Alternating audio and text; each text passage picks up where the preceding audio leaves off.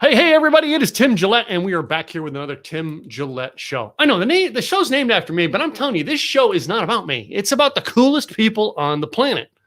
I want to interview them because they're doing cool things. They're entrepreneurs. They're business owners. They're business, transformation people. Some of them even own like weird things like, charities and for whatever those nonprofit things are, because they want to help the world, but they still are cool, innovative people. Today's guest is no different. All right. Anyway, the person who's got the name of their company that says "Do Well" has got to be something cool story behind this.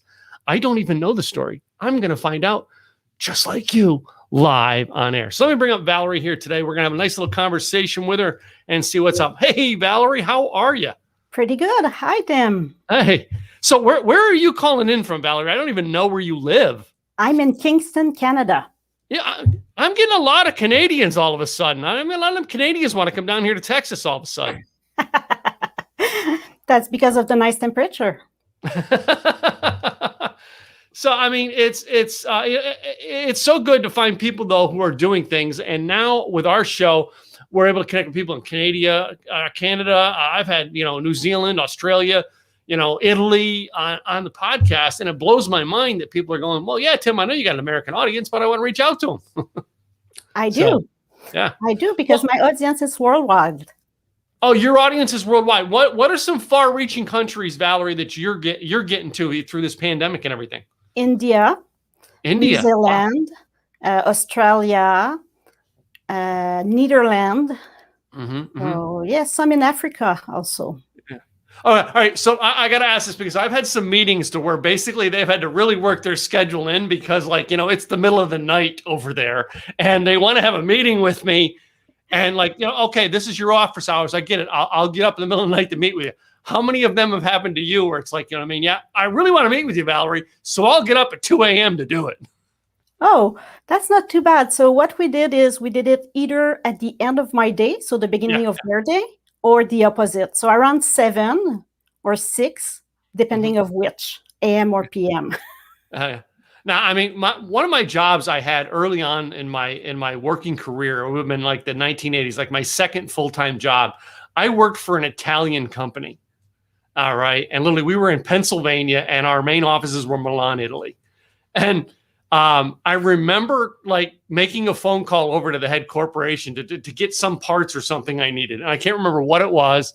And my boss going, to stop me because he knew the time frame. I had no clue. I was clueless as to what it was. And I got a security guard in the middle of the night. That's funny. But it was a coffee packaging company. So we're talking about coffee. I'm like, well, have you had your coffee yet? And he goes, yeah. I said, okay, yes, we're in the coffee business. So that's good. I get my coffee for this show. The interesting things, and I know the pandemic has made me aware of time zones. I got to tell you that. I did not think much about them until the pandemic. I mean, I knew about them, but I never thought much about them until the pandemic when I now had to coordinate across timelines and zones and continents and all that stuff. So yeah, but well, interesting. What is the furthest away that you've actually traveled before the pandemic to speak or to do business? In the state, and otherwise it was mainly in Canada.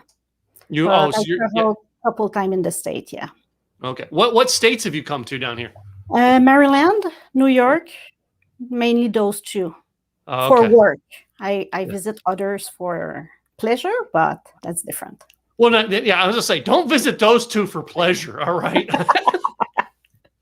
I'm a Texan. New York, nah. I grew up there. New York, nah.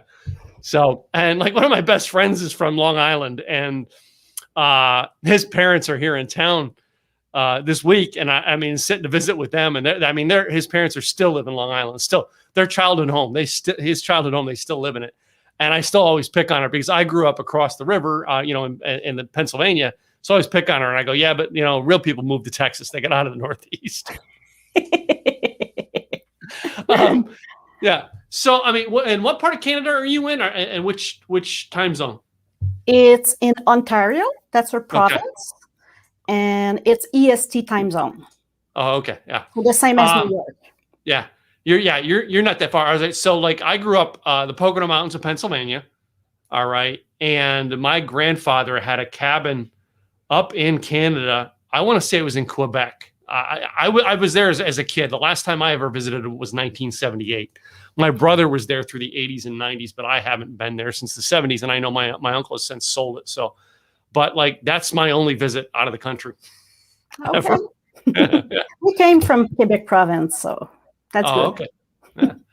So what prompted you to come up with this website? I mean, I looked at this website and I have the tab, and all the tab says is do well. What prompted this? I got to know the story. We want that people do well. Mm-hmm, mm-hmm. So we help people that suffer from trauma. And we help them in a really original way that I'm the only one doing it. It's through decluttering and organizing. So do well has couple meaning. There's the fact of doing well, and there's decluttering and organizing well. Okay. It sounds like something that I've been doing anyway, but I mean, yeah, I'm sure like, I need somebody to kick me in the butt, but this pandemic has caused me to organize a lot more. Good. Lot more, right? Yeah, because it's just to get rid of the clutter of my office, which was causing the clutter in my mind, which was causing me not to get the content out, which was causing me not to get clients. So I'm like, I backed it all the way around and went, okay, it all comes down to, dude, vacuum your office floor once a week, will you? Yeah. But you know what? For the pandemic, what happened is mostly the inverse was your behavior. So people are stuck at home. Mm-hmm. Kids are there. Sometimes the elder generation is there too. So it makes a lot of people in the same house that do all their activity there now instead of going out. So there's more craft, there's more activity at home, more cooking, more all of these things. And there's not those period of time where the adult is often there and the kids are not there to kind of wrap up the chores. Mm-hmm, mm-hmm. So people start having accumulation. Well, but I mean, that made me think about it. All right. Before the pandemic, were you working from home too, or did you go into an office? Me, I was working from home. Yeah. I've personally worked from home for 11 years now, almost 12 years now. So, and yeah, to me, it was nothing different, other than, I now am like starving to go out for Starbucks just to get out of the house now, because literally we're here. Now, my wife and I were working from home for a while at the beginning of the pandemic. She officed downstairs, and we have a condo that's like this, one of these high ceiling condos into a second floor balcony where my office is. And for us, it was our kids are grown, but it was the noise of two people who were always on the phone. You know what I mean? Yes. That was our biggest struggle into it, was we're two people who talk, and we're two people who talk rather loud. and it was just the noise of dealing with it. But then we did get stressed and wanted to go out. I mean, as soon as we could go out, I mean, I remember the first trip we took, we're like, oh, yes, we're getting in the car and disappearing for 2 days. Yeah. Type stuff. Wow. We're not there yet in Canada. Oh, wow. I didn't think about that. I'm used to here, Texas, where I'm thinking the whole world revolves around Texas. So you got to forgive me for that. That's okay. But at the beginning of the pandemic, what happened is me and my husband were sharing the same office. Mm-hmm, mm-hmm. And it was like that before the pandemic too. But as we went more on Zoom and more recording, then I kind of let him the office and go more in the kitchen, because I have a sight of everything's going on in the house at that point.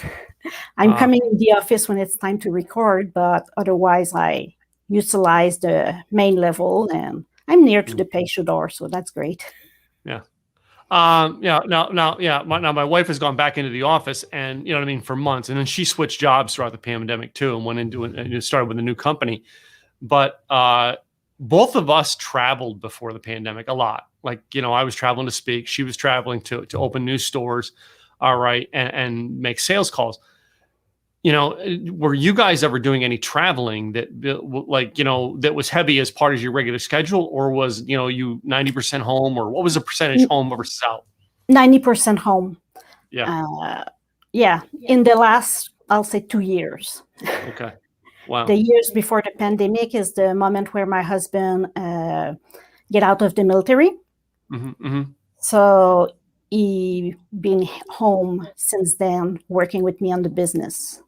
Okay. So this is when we had our big shift. Before that, it can be post for a couple months, and it was completely different. Okay. So now he's helping you with your business. Like you started the business, and he like left the military and says, "Okay, let me just help you with this." Yeah. Yeah. That's fantastic. I was actually talking with a friend of mine, love an actress friend of mine in Austin yesterday, where we were both talking about how our spouses are like skyrocketing in what they're doing right now, and we're sitting there going, technically we just stop and become our spouse's assistants, and it's like, yeah, but the two of us would it would cripple us. That's our whole creative being is in what we do. Yeah, no, I will say that we're pretty on the same level. Oh, okay. He's not my assistant. I'm not his assistant. We kind of split the hat in the business, and we're going through like that, and it's pretty fun. I was gonna say, not one of you. One of you like the creator, and one of you the organizer, or like that's me and my wife are right now, or are you both creatives, or what? Both creative, and we split the different, like operation versus marketing, or finance versus executive function. So yeah. So I mean, I'm just curious, since you work from home, my wife and I work. I work from home. My wife now goes out. Who does the laundry? We don't do the laundry anymore. You just stop doing it, or you just pay somebody to do it? I gotta ask that. All right, that's a loaded question there. We decided to send the laundry to somewhere close to here on one day, so we can focus on our work and do what we are best as, and somebody can profit from these revenue. Yeah. I have like a set schedule. Like it's weird. Like it's because I need a break from my office. I walk downstairs and like I throw laundry in. Like on Fridays, I tear the bed down, and that's just part of my routine was doing that. And I've found that so often couples who are working from home, that they don't have the old fashioned, you know what I mean? Men do this, women do this. It's no, okay, we kind of divide the jobs up, and one does one does the other, and it just gets done now. All right. Are you finding that with your clientele, even through this pandemic, people are going, hey, let's just divide up and get the work done? Oh, totally. That's really important. And it's important to make it as an habit, like you just specified. Yeah. And in doing that, all right, I never thought, like, for years I was working out, and I always had like shops or offsite businesses, and never thought about that. I remember in the early 2000s, I had a lady who used to clean my 1-bedroom apartment and do my laundry once a week, because I was off working all the time. I was single, and like, that was the best $50 a week I spent, because it was one less headache off my plate, and I always had a clean house to live in. But anyway, in our world now, all right, so many of us are stuck at home, and a lot of people have found it hard to get this kind of help, all right, because a lot of people are not going out to get that business and going to someone's house to clean it. Have you found that to be a problem, especially in Canada, where you guys are still kind of locked down? So before the lockdown, we were going in home helping people. Yeah. So doing physical decluttering with them. Okay. With the pandemic, this is done. I do it with Zoom with some client, but it's not every client that is ready to do that on Zoom. Oh. So do you have a classes, or do you have like programs that they can kind of walk through to do some of it themselves, or are you all in there in the consulting phase from point A to point B or point Z? I have different programs. So mainly people arrive on my website and they listen to a free webinar that I have that explain like the link between trauma and clutter, because a lot of people are not aware of that link. Okay. And from there, we start working on 4 dimensions. So we declutter 4 dimensions. We declutter the stress first, then the mind, then the time, and we finish by the space.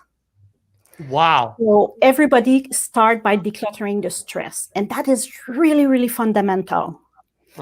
Because people that I'm dealing with, they have different level of stress, but often when you suffer from post-traumatic stress disorder, there's an issue with stress. So what happened is the stress hormone in the brain is released too much. So we need to reduce that to be able to have them work on something else. Mm-hmm. Up to when they are able to manage that, if we start with the space, it will come back. The clutter will just come back. It won't be decluttered for good. Like, you empty the garage in the fall, and first thing you know, in the spring, it's full again. This is kind of things that we see. That explains a lot in my life right there. So it's really important to start by reducing the stress. And the other thing is sometimes, when you declutter physically and you're in touch with some object, you have some memories, some memorabilia, and some souvenir coming in your mind, or stories. It's my grandma who gave it to us at her wedding, or it's my child who drew that for me, or, all those ideas that came when you declutter are often the reason why people put decluttering aside and say, okay, I stopped for today, I'll do that another day.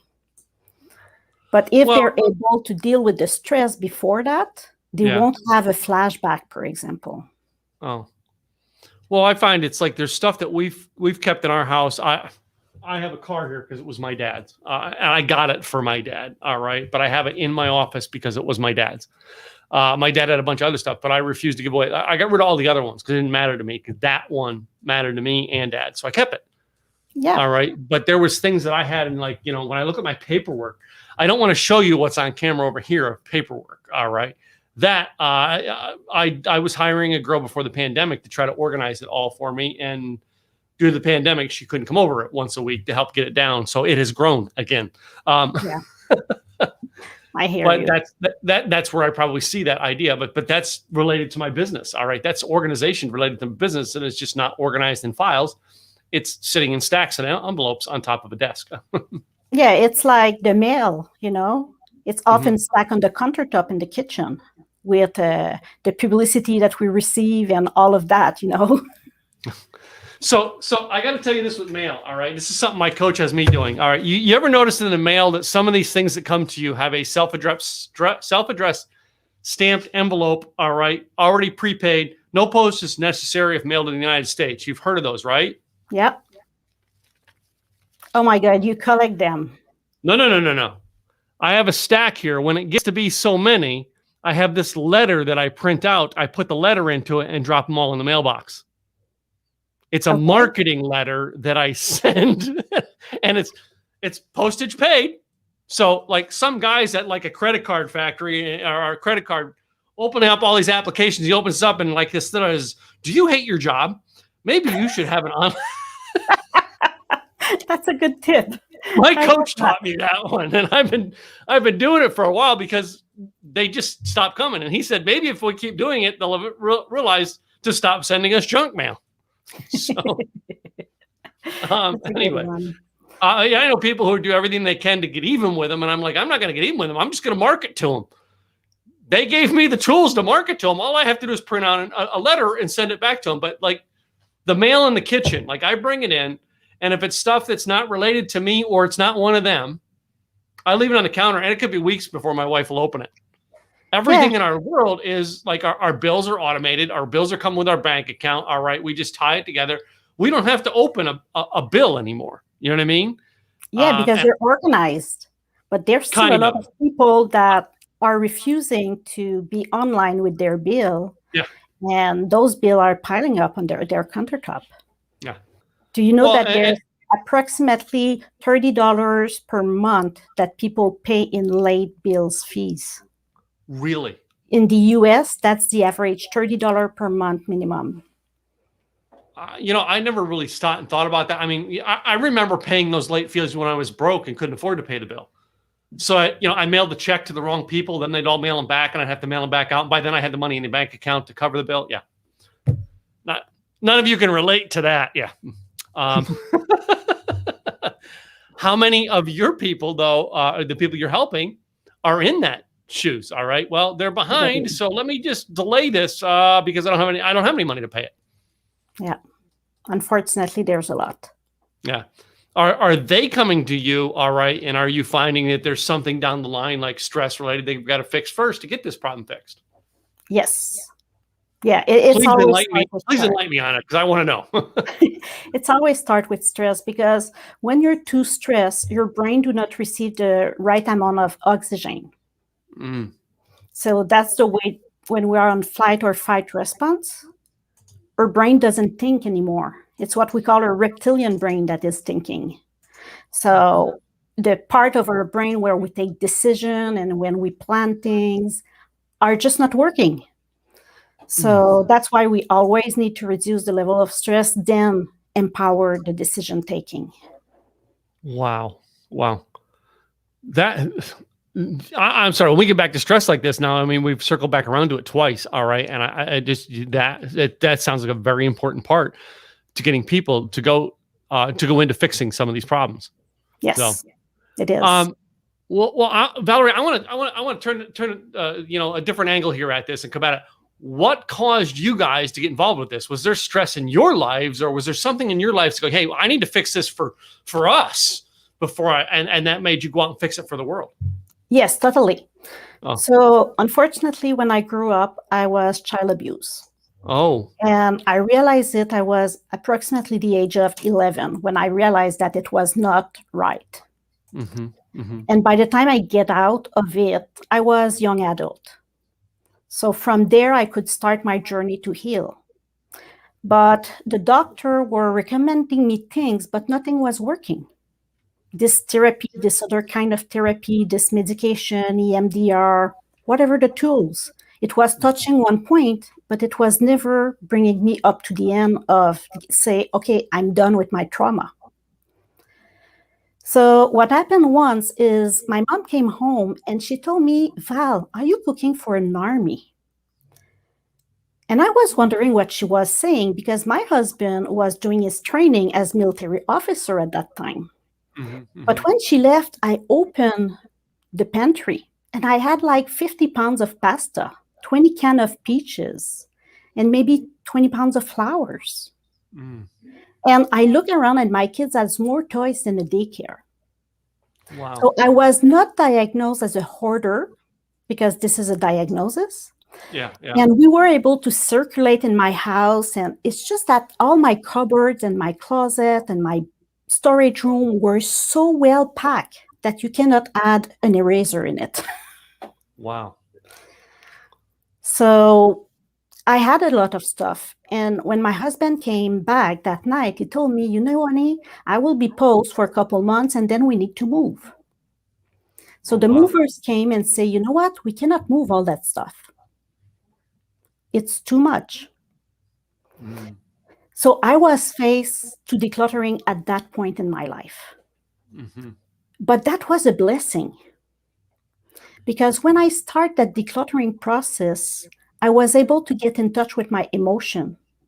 Things that I was disconnected with since years, if I even been really connected to, you know. So learning what is anger, learning what is sadness, learning what is happiness, learning what is laughing, all came with the decluttering. Wow. So after that, we were able to move and all of this. And I decided to become a homestager. And homestager, what they do is they help people that want to move by helping them place the things at the right place. But the problem is people often don't know how to declutter before arriving at that step. Mm. So I decided to do my professional organizing course. So this is the course that helps people declutter and organize their place. Okay. And I start working with clients, and after a while, maybe 95 to 98% of my clients were telling me stories about trauma. Wow. So I came back home and I told my husband, there's something. I had trauma and I had clutter, and all my clients are telling me that. So we dig the internet and the library at that time too. Yeah. And we find out that there were some studies made that link trauma and clutter together. Wow. There's really a link, and it's in the brain. It's the way the brain is working and the way the brain is affected when you get a trauma.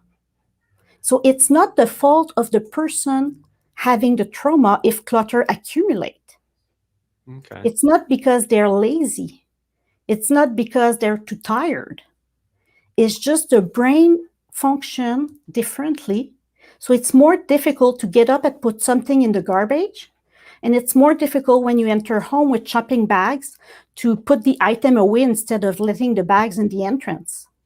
Mm. So then clutter accumulates. Wow. So that was really eye-opening.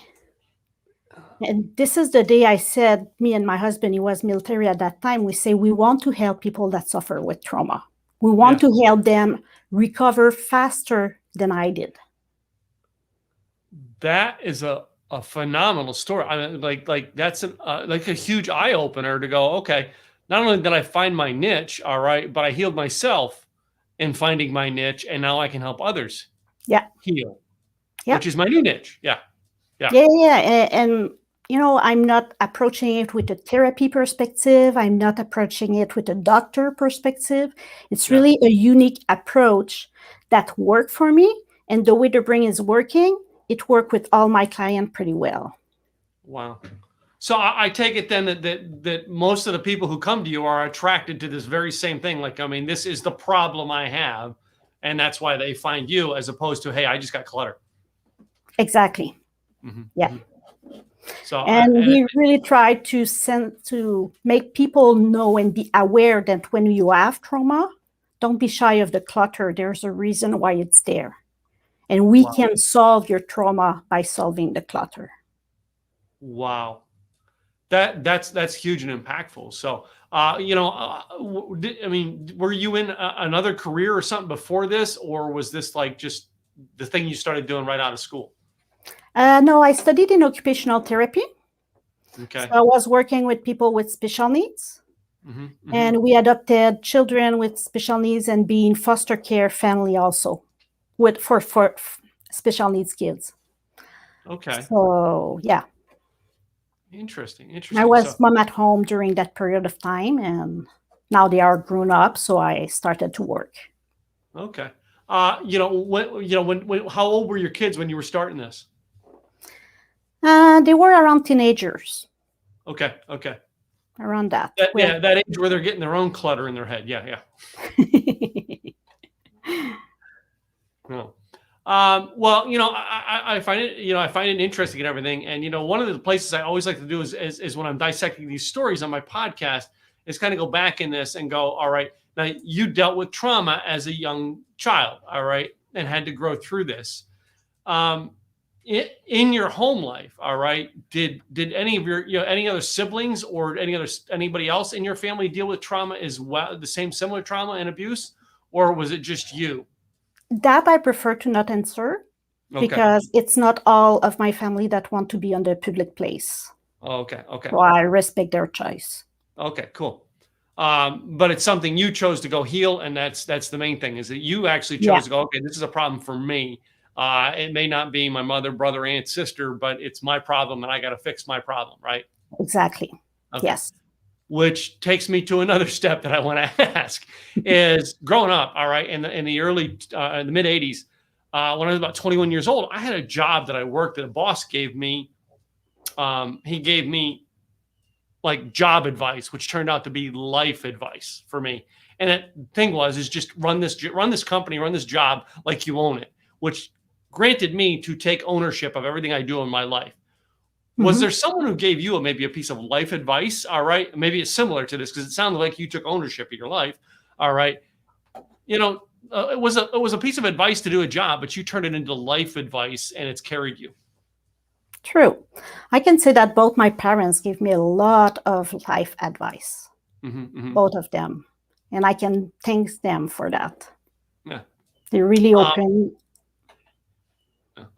Are your parents still with us? All right. And are you close or? Yes. Okay. Yeah.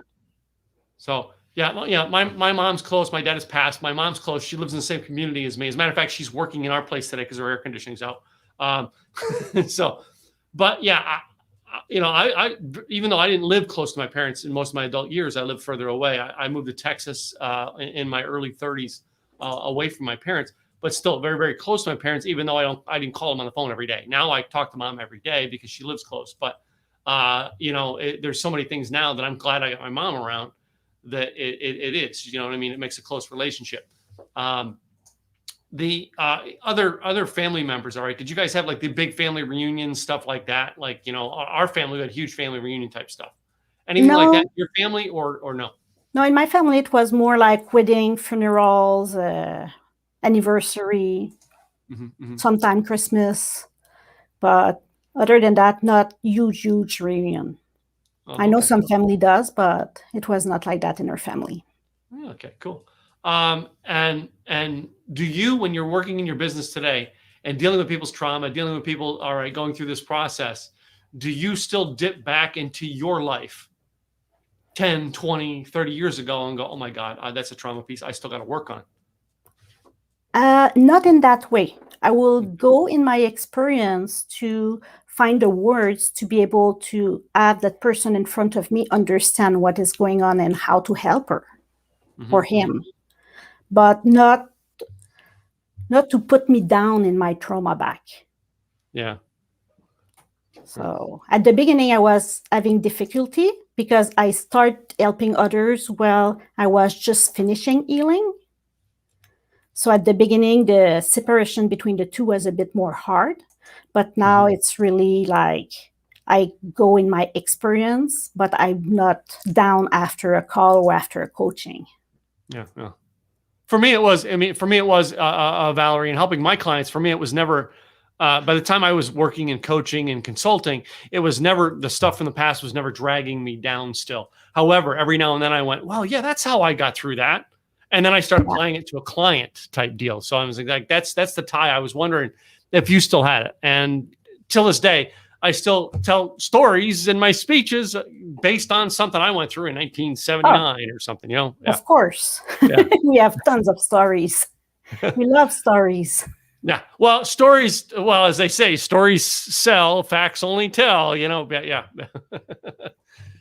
Especially in speaking and being on podcasts. You got to have stories and I've connected to many storytelling teachers and speakers out there. One of them did this exercise at an event I was at in California, probably about 3 or 4 years ago. And he was talking about, one of your life-changing stories. And the exercise in the room was getting everybody to walk through their life-changing story. And and it was my friend from New York. It was him. He was hosting the event with another guy. And the other guy's doing this exercise. And I get up and I'm like, leaving to go get coffee. And so is my friend. And he goes, aren't you going through this exercise? And I'm like, Craig, no, I've been through that exercise a million times in my life. I can tell you my life-changing story. And unlike you, I can tell it now without tearing up. In other words, it's still not emotionally dragging on me anymore. I've gotten past it. Right. Yeah. And he goes, really? And I'm like, because he's still having a hard time telling his, because it's still, the emotions are still there when he tells it. So I tell mine to him in like 5 minutes. He goes, wow. I says, now I can tell that in front of a room and put the emotions into it, but it doesn't emotionally tug at my heart anymore. Like it's still a problem. No, it's a healed problem. And I now understand how it developed into me. Yes, totally. And my speaking coach really tell me that, you never go on stage if you are to really cry on stage. Yeah. So crying by the sense of being completely affected and down, because you will bring the public down. Yeah. You can bring them emotionally, talking about emotion, having them live emotion, but you need to be able to get out of it by yourself. Yeah. So, I made that mistake once. One of my seminars, oh gosh, it's got to be 7-8 years ago. I was just getting in. I was just getting good with the 3-day seminars, and I'm doing a 3-day seminar.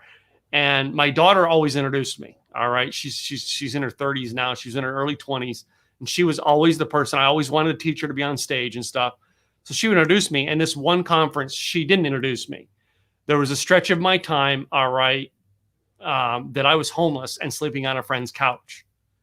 That friend happened to be in town that weekend of my event. So she had him come and introduce me. And I have it on videotape now where he basically says, Tim tells you the story about Tim lived on a couch. Well, I owned the couch. And I'm like, that, to me, it was like so great that I got to promote him because he helped me when I was down. And like, I'm now promoting him and helping him out.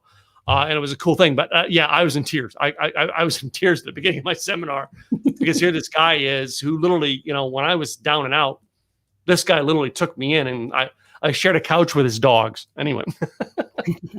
But, this has been an interesting thing today, Valerie. All right. You got a very interesting story, very interesting concept, by the way. And it's so great you're actually helping people around the world with this, not just in Canada, but around the world. All right. Yeah. Some of the people who are on my website might want to reach out to you on this or on our show today might want to reach out. What is the best website that they can reach out to you to find out more? It's dowellht.com.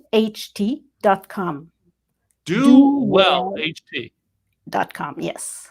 Cool. So I guess the dowell.com probably wasn't available, or? It wasn't available, but it's also for my last name and my husband's last name, the 2 letter at the end. Oh, okay. Are you still going to try to get Dowell? I'm not sure. So my brand is Simple Easy Marketing, and they still want $2,500 for that domain name. However, nobody else can use it because I own the trademark on it. I'd say go for the trademark on Dowell, so if somebody else owns it, they can't use it. Anyway, not that I'm mean or sneaky like that. Well, Valerie, it's been great having you on the show. But before you go, I have this wonderful little game I play with all of my guests called This or That. Okay, let's. You ready to play?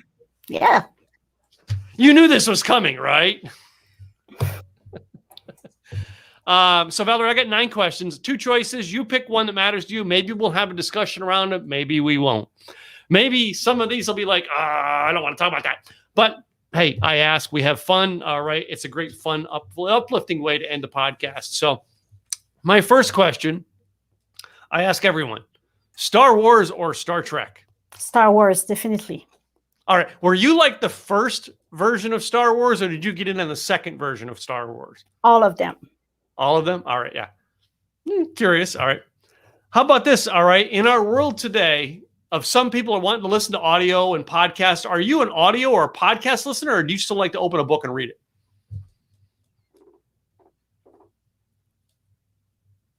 You know what? I prefer to sit and write or meditate than both of them. Oh, really? Yep. Okay. Do you listen to many podcasts? Not a lot. Oh, wow. Not a lot. I always love it when I find people who don't listen to podcasts. So you're going to listen to this one from now on, right? Yes. Little bit of self-promotion there, Tim. Yeah, okay. So you're a girl. Are you a heels girl or are you a boots girl? A boots girl. I like my cowboy boots. Like cowboy boots. Yeah, okay. Yeah. I live in Texas. Cowboy boots. That's what I meant. How about this one here? Food. I got a couple food questions. Next one being hamburger or taco? Hamburger. Hamburger. I'm a hamburger guy too. I love hamburgers. My favorite food. Yeah. But real one. Huh? But real one. Not the fast food one. Okay. So where's a hamburger that you get that you like? That I get home. Oh, home. Yeah. Yeah. I got to tell you, I'm a hamburger guy, but I like this place called Smash Burger. My wife and my mom and I go to a place all the time called In-N-Out Burger, which is fast food, but we love that one. But there's a lot of different burgers here in Dallas that you can go to, and there's some fast food. Some of them are like just burger restaurants, right? And it's so interesting. Go ahead. There were a place in Quebec province where we can have a caribou or moose hamburger. That was so delicious. Yeah, we have one like that down here that has like lamb, buffalo. I don't think they have veal anymore, but they've had other things there too, which I think they've had caribou as well. It's called Twisted Root Burger, and yeah, that's a place we go with my brother-in-law all the time. So yeah, and of course they have beer there. So, which takes us to my next question: beer or wine? Neither. I'm allergic to all of them. Good. More for me. How about coffee or tea to wake up your day? Coffee. Coffee? Yeah, I'm a coffee guy. I got to have coffee in the morning. So I know you're a northern girl. You probably don't do many barbecues like we do down here in the South, in the United States. But if you go into a barbecue, all right, there's two sides. Which one do you prefer, potato salad or coleslaw? Steak.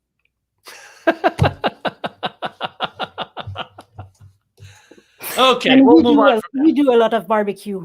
We even barbecue in the winter. Oh, okay. Yeah, I've got a condo that I have this tiny backyard that I have this huge 6-burner grill outside my thing to do my ribs with. Yeah. How about this? If you're going to the movies, are you a person who gets popcorn or candy? Candy. Candy? What's your favorite candy at the movies? Chocolate. The chocolate, like the raisin. Wait a minute, the chocolate raisinets or the chocolate like nuts? Almond. Almond. Huh? With the almond. Oh, chocolate and almonds. Yeah. Cool. So my last two questions are the controversial ones that wars have been started over. Oh. But I'm going to ask them anyway. Okay. Let's see. In your house. Yeah. In your house, does the toilet paper go over on the roll or under? Over. Over. All right. That is like the question of questions on my podcast. And the last one, your husband is listening and he wants to know which one to go buy next, boxers or briefs. What? I said, the last one, your husband is listening. He wants to know which one to go buy, boxers or briefs.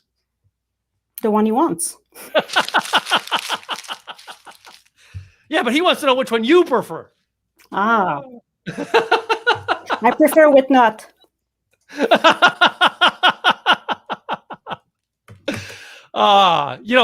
Valerie, it's been fun having you on the show today. All right. One more time, I want you to tell everybody the website that they can reach you if they need, and make sure you say it for the audio for the people who listen on audio only.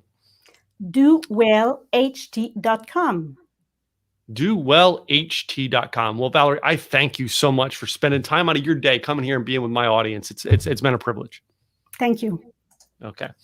To you, the listener, I want to thank you guys for tuning in today. Go check out Valerie. I know many of you listen to this live today. All right. If you're listening on the replay, go check her website out. It is DoWellHT.com. Go check her out and go see what kind of unique things. And maybe you realize, like I did today, that, man, sometimes that reason we have that clutter is not necessarily the clutters that not be cleaned, but sometimes it goes back to something else.